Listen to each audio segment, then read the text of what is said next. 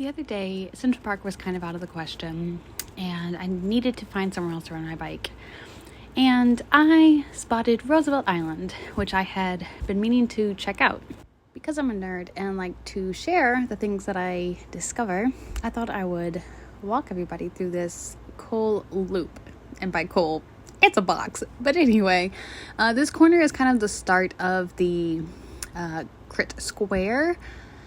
And what I really liked about these corners is that they were really wide, so you could just pedal through them at speed and not really need to slow down at all. And being someone who lives in Manhattan, I don't always get to enjoy the views of Manhattan, so it was kind of nice to be able to ride alongside. This is Midtown view, kind of blocked by the trees, but when you're there, it's actually quite easy to see. It was just kind of cool.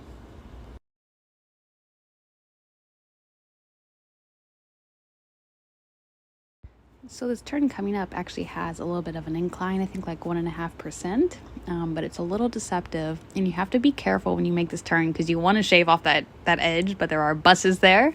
So don't run into the buses, they'll get kind of mad at you. So yeah, there's this 1.5% bump, then a slight descent. The corner that's coming up here, it's a little bit hard to see what is coming around the bend ahead of time, and you can't really tell that this car is coming until you're approaching. So I was being a little bit cautious and not shaving off too much there. The main culprit is this power block thing that does kind of prevent you from seeing around the corner, but it's not that big of a deal.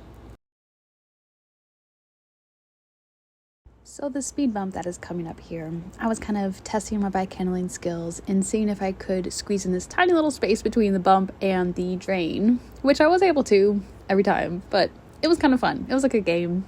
Thankfully did not fall into the drain. So this next turn that's coming up was my absolute favorite. You do have to just be a little bit careful because there are cars that are approaching, as you will see right here, and you just don't want to run into them. But this turn, it's a pretty sharp turn, more acute than 90 degrees, and it leads directly into this incline, and this incline maxes out at 4.8%. And so I was just using this as a good practice for jumping out of the saddle. It's really good practice for crits with a repetitive hill on it, which, wears on the soul. But yeah, so this was a pretty, it was a short but steep-ish hill, I guess you could say. And it was directly followed by this descent, which I mentioned earlier that you could pedal through the corners really easily. So you just pick up speed and just go directly onto another loop, and it was perfect. So I don't know if this was helpful or enjoyable, but hopefully one of the two or something along those lines. I just like to share the things that I find, and this was a new little route for me. So let me know if you liked it, but if you did not, you don't have to say anything.